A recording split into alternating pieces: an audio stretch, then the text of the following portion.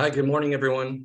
My name is John Sway, and welcome to the Public Works hearing for March 29th, 2023. I will be the hearing officer for today's hearing, and Nathan Rodas is our clerk for the hearing today. This hearing is being recorded and will be available afterward through a link on the San Francisco Public Works website. If you would like to receive information about the results of the hearing, please send an email to the address on the agenda. I hope everyone's doing well today. We will hear two items. The first item is order number 207763 to consider the tentative approval of the following application for a surface mounted facility site permit. This is for permit number 22 SMF-00063 at 22nd Street between Kansas and Vermont Streets. And the applicant is GTE MobileNet of California. The second item is order 207791, and this is to consider approving certain exceptions to the Treasure Island Yerba Buena Island Subdivision Code and the Treasure Island Yerba Buena Island Subdivision Regulations to authorize issuance of notices of completion and for the offer of improvements for acceptance and public dedication, notwithstanding the deferral of completion of certain improvements. So this morning we'll hear presentations and public comment on these items. Just to be clear, no decisions are being made today. My recommendations will be forwarded to our Public Works Director, and she will make the final determinations. I will begin to ask Public Works staff to speak first, then the project sponsor, followed by any public comment for the item, and please limit speaker comments to 3 minutes. If you're a member of the public who would like to speak, you can use Zoom's raise your hand feature, and we will call on you to speak. And if you're dialing in on your phone, you can dial *9 to let us know that your hand is raised to speak. After comments are completed, I will close the item and we can now begin the hearing. The first item is just general public comment. Members of the public may address the hearing officer on matters that are within the department's jurisdiction but are not on today's agenda. Does anyone attending have any general public comment not related to the items on the agenda today?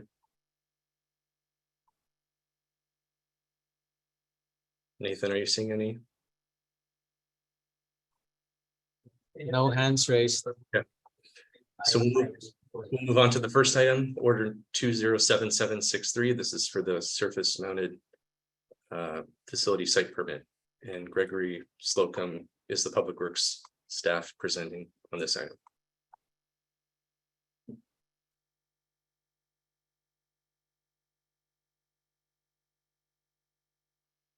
All right, can everyone? I'm sorry, was is this the second item on the agenda, actually?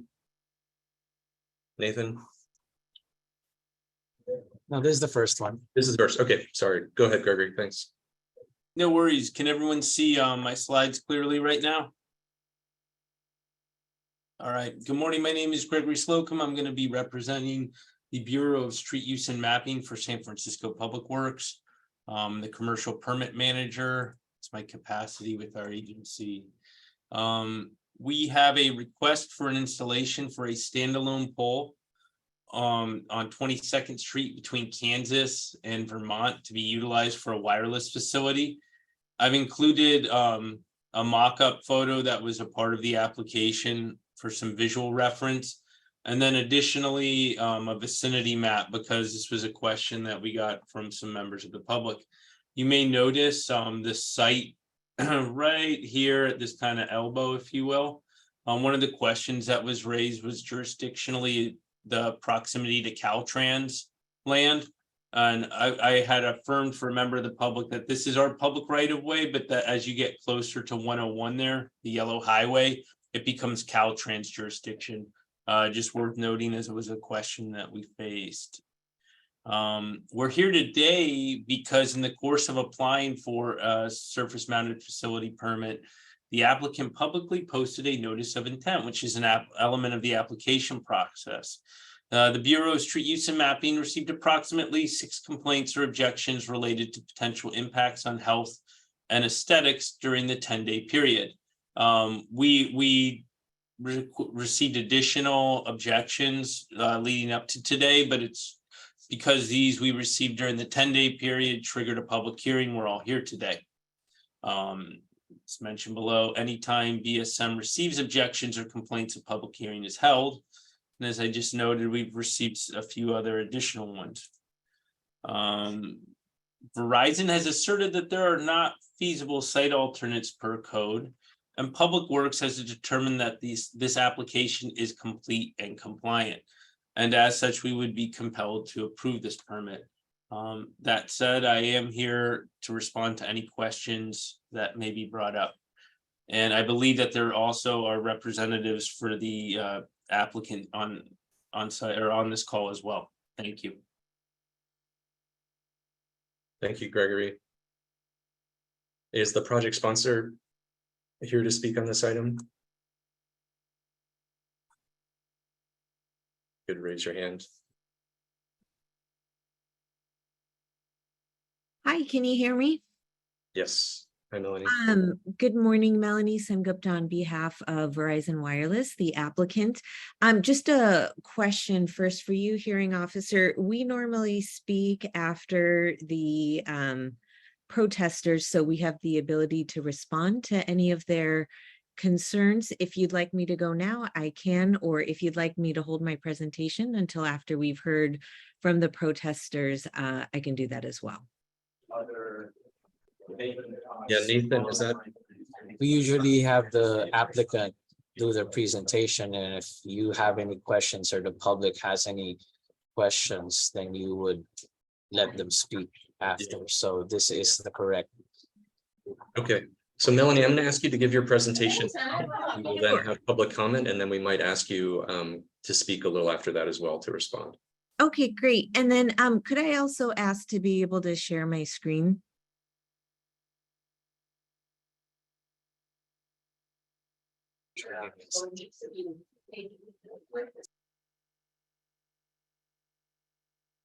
Go ahead.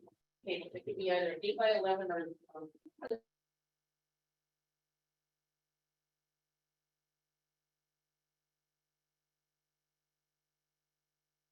We can see your screen.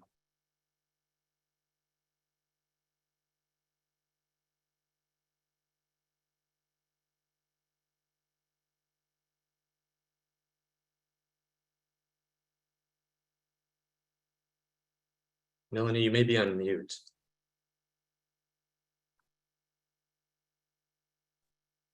Thank you. I'll start again. I'm sorry. 3 years in and Zoom's still, anyway. So good morning. My name is Melanie Sengupta. I'm outside counsel for Verizon Wireless. I am joined here with a team to answer any questions that you have. We have Modus, the company that submitted the application. We have representatives from Verizon and also a third-party engineer who reviewed the project with respect to radio frequency emissions. The hearing today is on a waiver for the pre-application location process. We submitted a letter or a package last week. And as the letter demonstrated, and as Mr. Slocum previously said, the application meets all of the criteria for a waiver. There are two primary categories of complaints we received from protesters. The first one was related to aesthetics. So this application employs a uniform citywide design, which has been approved by multiple city departments. It's right here. It's designed to mimic a PUC light pole minus the light. And these are uniform throughout the city. The pole is less than 30 feet tall. I'm switching screens right now. Can you see the aerial view I'm showing? Okay, Yes. so it is located next to an existing PG&E pole, which is roughly 15 feet taller than our 29-foot pole. You can see this is Vermont Street here, 22nd is intersecting here. This is the Caltrans land that Greg was talking about earlier. And here's Highway 101, and this is the Caltrans sound wall right here. So We did an alternatives analysis, which was attached to your package, which demonstrates why we can't locate on any other pole in the area and why some of the other streets are precluded. The other category of concerns we heard were related to health and safety with respect to RF exposure. This is a low-powered facility. The letter mistakenly says it's 343 watts. It's actually 193 watts, as is represented in the technical report. The report was prepared by a third-party engineer, and I'm going to turn this over to him in just a moment. But if Verizon is granted a waiver with respect to process, the city through DPH will peer review this report. And DPH's standard conditions include requirements for post-installation testing and testing at any residents' homes at their request. And you can see here the closest residence is more than 40 feet away right there. And so if Bill Hammett is on the line, I would like him to address some of the complaints we received about this site.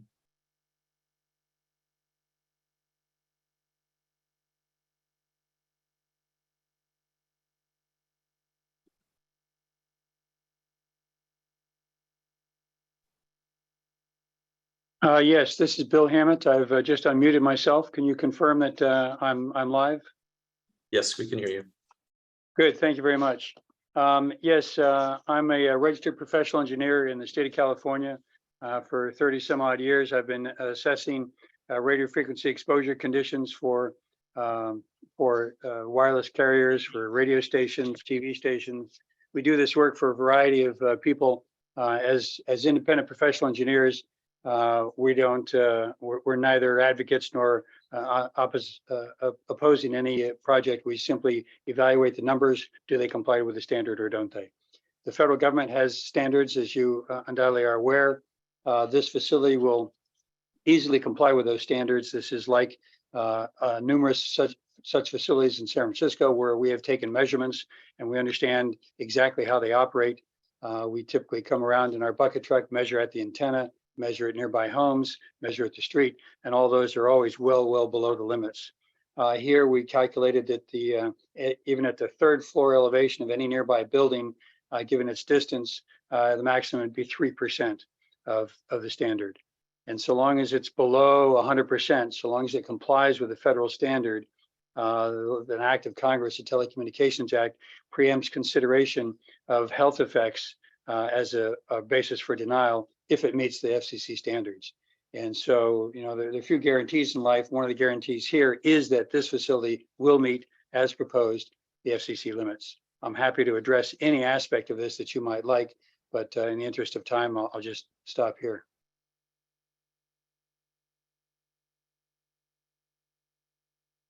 Thank you. Melanie, do you have additional comments? I don't. I'm happy to answer any questions from you and from any other protesters that may be. Sure. I just have a couple now, but we may have a few more comments. But could you just talk briefly about, you mentioned that the other sites evaluated were not suitable, or and maybe just describe. Yeah, I'm happy to. Most of the other sites in this area are they are PG&E owned poles. And so PG&E has a lot of regulations which prohibit wireless facilities on those poles. And so I am looking at Exhibit C of the package that we sent over to you. And let me just pull down to this diagram real quick. You can see these are all of the existing poles that were evaluated. And that is Verizon's first preference, is to put a wireless facility on an existing pole. And unfortunately, and we can walk through the reasons of these if you're interested, but each of these poles wasn't technically viable, either because of a PG&E regulation. Some of these poles, are in Caltrans jurisdiction and we're not allowed to go on them. Some of them would require significant tree trimming, which we also try to avoid. And some of them don't have enough curb clearance. There's lots of technical considerations that we have to take into account. not. And then we have a pretty detailed write-up here describing for each poll why none of them were feasible and why some of the other street locations in the area also were infeasible for us. But we do think, in addition to the other sites being infeasible, that this is a superior location, because by putting it here, you're not in front of any one resident. You know, you're here adjacent to the freeway, a little bit more offset from any residential windows and further away from any homes. Thank you. And just one more question. Could you just describe the conditions that require a service pole in this area? Is there a service gap that you're looking to fill, or the reasoning behind locating it? That's right. There is, we are trying to improve our service in this area for the very reason I just described. This is an area that is not undergrounded in terms of utility lines. And so there aren't SFPUC light poles, you know, in the right of way. It's mostly PG&E brown poles. And while we do have a lot of facilities on PG&E brown poles, many of them are infeasible. So we are looking to improve our service in this area. Okay, thank you. Mm-hmm. Okay, so I'd like to open it up for public comment. If you would like to make a comment, please raise your hand or dial *9 if you're calling in on the phone.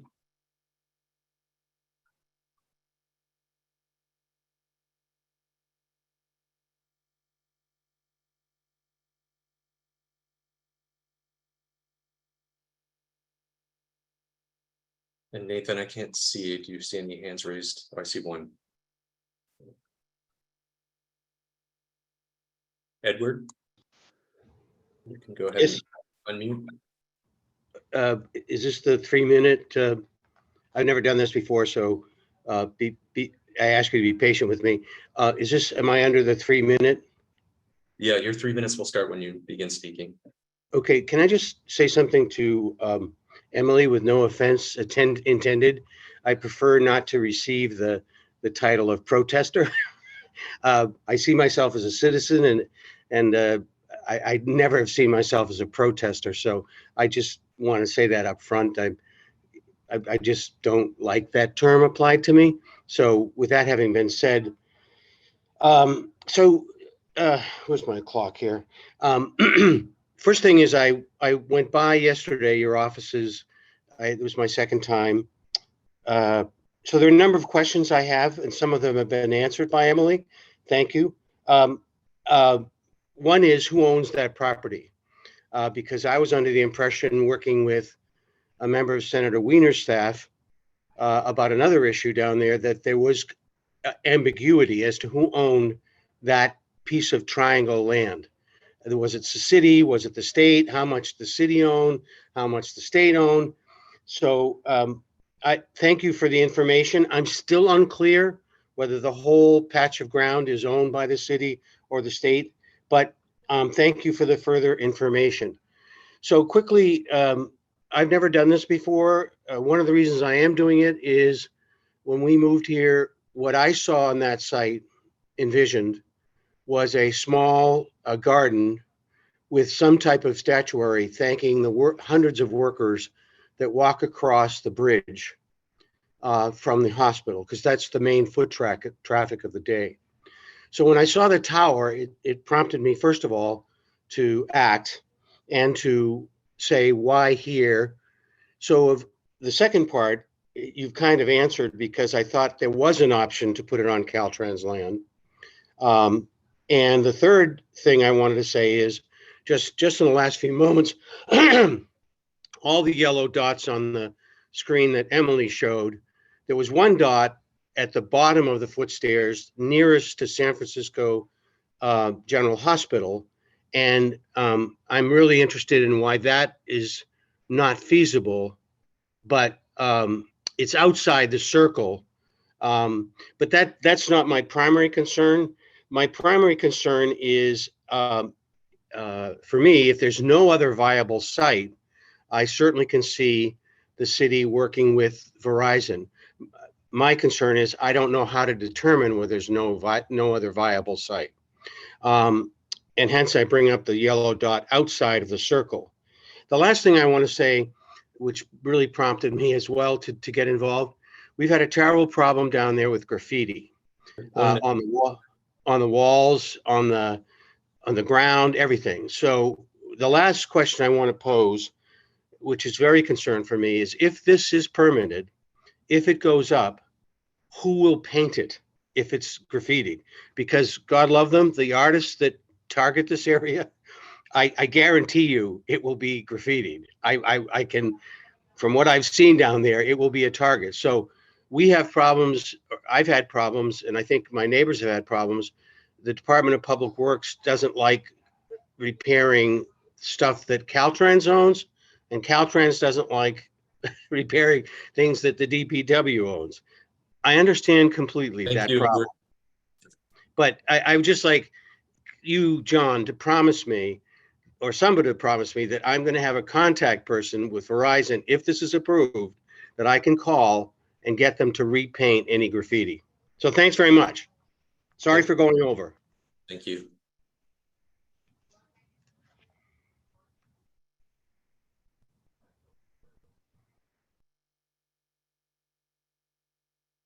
Nathan, do you see any additional hands raised? Not at the moment. If you would like to speak on this item, please. Oh, I got Raise your hand. Jennifer. Jennifer, please. Hi. Hi, yes, I I would really not like to have a cell phone in front of my house. It would be directly in front of my house. I second what the last speaker said, that that space has been incredibly blighted over the last 15 years that I've lived here. The city doesn't take responsibility for it. If you call 311, Caltrans doesn't take responsibility for it if you call 311 or call them. And it's a blighted area. So I think that with all the other poles and wires that are there, I can't imagine how this is going to benefit anyone. I am not a Verizon wireless person. If it's a 500-foot span circumference, most of that is going to be taken up by the freeway, and very small fraction of the circumference of that circle is going to be utilized by the homes or anybody that has Verizon, for that matter. So I strongly don't want to look at a 20-foot pole right out of my window and believe that it will not be maintained by the city or Verizon. And I can't imagine that there isn't another space where this wouldn't be a better situation for a pole like this for you. I know there's one down at the corner on 23rd Street in Kansas. So, I mean, that should suffice. I just, I can't imagine looking out my window for the rest of my life at another ugly pole. So, would really appreciate not having to, and can imagine that it could be up higher where it's not going to impede somebody else's view, and in a place where it could be healthily maintained. So would be curious to hear how you do intend to maintain it, and if the city has given any thought to that. Thank you, Jennifer.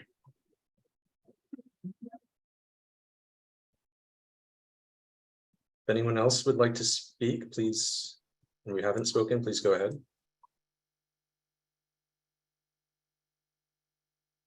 Going once. Okay, it looks like we have no more additional public comment. Is that right, Nathan? Yeah, I don't see anybody raising their hand. Yeah, I would just like, I have a couple of questions for Public Works staff. Gregory, if you're able to go on camera. So are you able to answer this question about who owns that land that this pole would be located on? Yeah, it's public right of way. It's cities. That's why we're permitting it as opposed to Caltrans. Okay, and then the other question, some of the concerns about graffiti and maintenance of the pole, who would be responsible for that? Article 27 dictates that we have it. Permittee shall be solely responsible for the removal of any graffiti from a surface mounted facility. And that permittee shall remove all graffiti from a surface mounted facility within 72 hours after discovering or being notified. Okay, so that would be the responsibility of Verizon. Okay. Thank you. Yes. Melanie, did you have a comment that you wanted to make? Yeah, I just wanted to respond. I won't call them protesters. The reason we call them protesters is because the documents that have been filed are called protests. So apologies, I didn't intend to offend anybody with that term. With respect to ownership, we also believe that this is in the San Francisco public right of way, and that's why DPW is permitting it. With respect to graffiti, I know that that is, a problem in certain areas. We have probably between 500 and 600 wireless facilities on steel light poles in the public right of way in San Francisco, and we don't have a graffiti problem with those because the poles are thin. It's usually with ground mounted cabinets. I think, graffiti artists see as canvas, and there's no such, ground mounted cabinet associated with this project.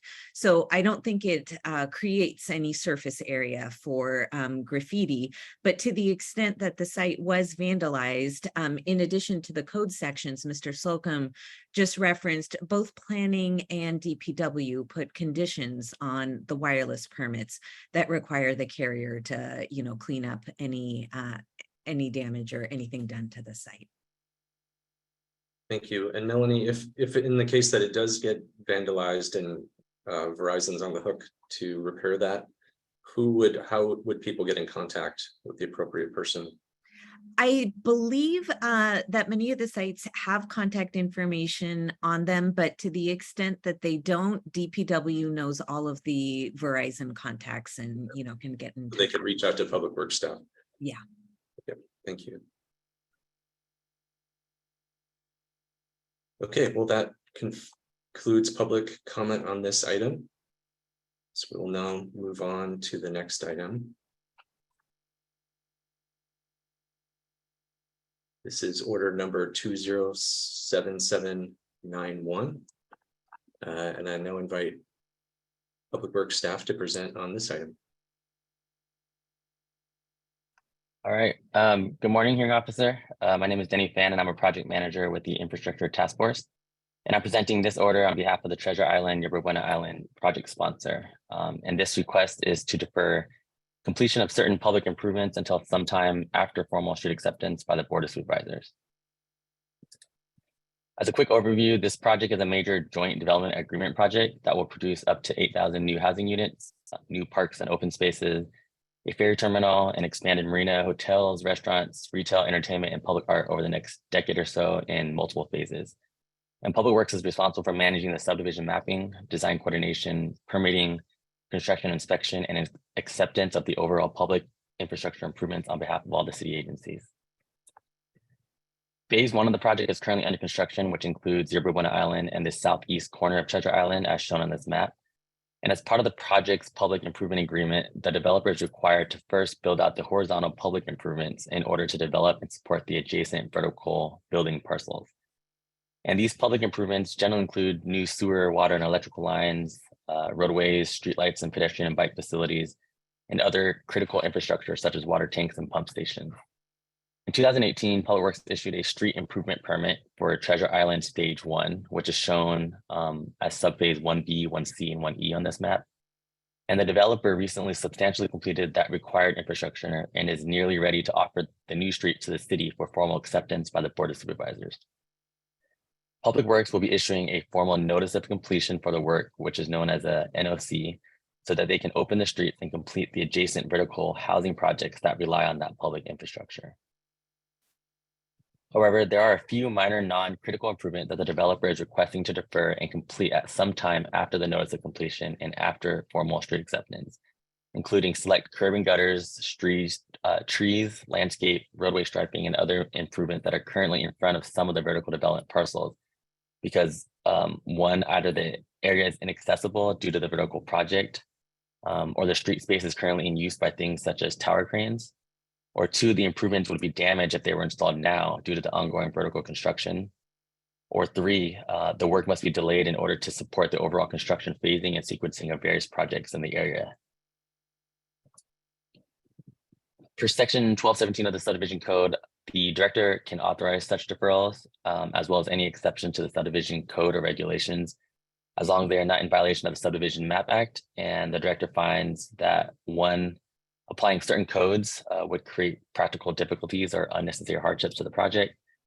2, the deferral will not be materially detrimental to the public welfare or injurious to other properties in the area. And 3, the deferrals are not contrary to the project documents or city regulations. So Public Works staff has evaluated the exception request and found that the requested exceptions are consistent with these required findings. Public Works has consulted with the impacted city agencies, including TIDA, SFMTA, and the city attorney's office. And we recommend that the director grant these filed acceptance requests to defer the completion of certain improvements until sometime after formal street acceptance by the Board of Supervisors, authorize the issuance of notices of completion, and accept offer of improvements subject to certain general conditions, including that the director will withhold adequate security and bonds equivalent to 100% of the cost of the deferred improvements until the work is deemed complete by Public Works.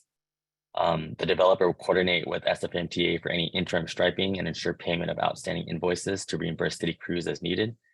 And 3rd, the developer will update as-built and record drawings to reflect the deferred improvements and update any subsequent permits to properly transfer scope from one permit to another. And that concludes my presentation, and I'd be happy to answer any questions if you have any. Thank you, Denny. Just a question. So if these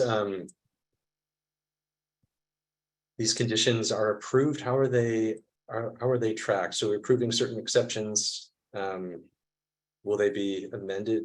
Will the subdivision code include language about this, or how does it get tracked? So we are basically under contract, the city with the developer on this project through the public improvement agreement. So by deferring certain improvements, that public improvement agreement is still open. And for a large project like Treasure Island, which is going on for decades, the city is continually working with the developer on the next phase of work.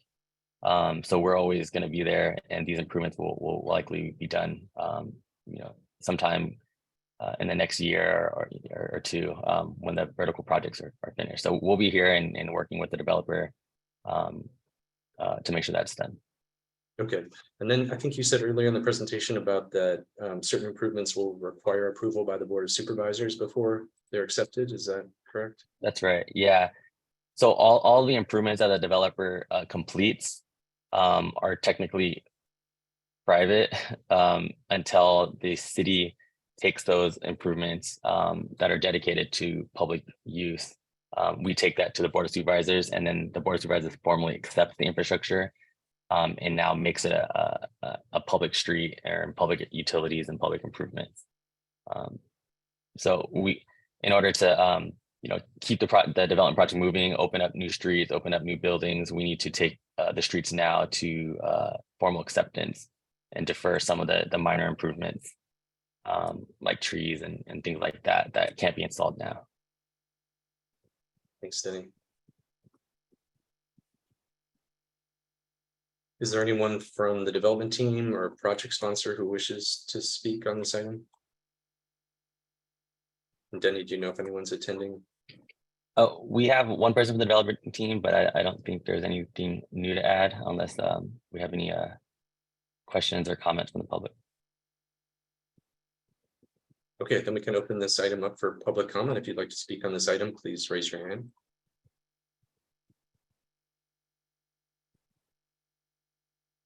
And if you're calling on the phone, you can dial *9.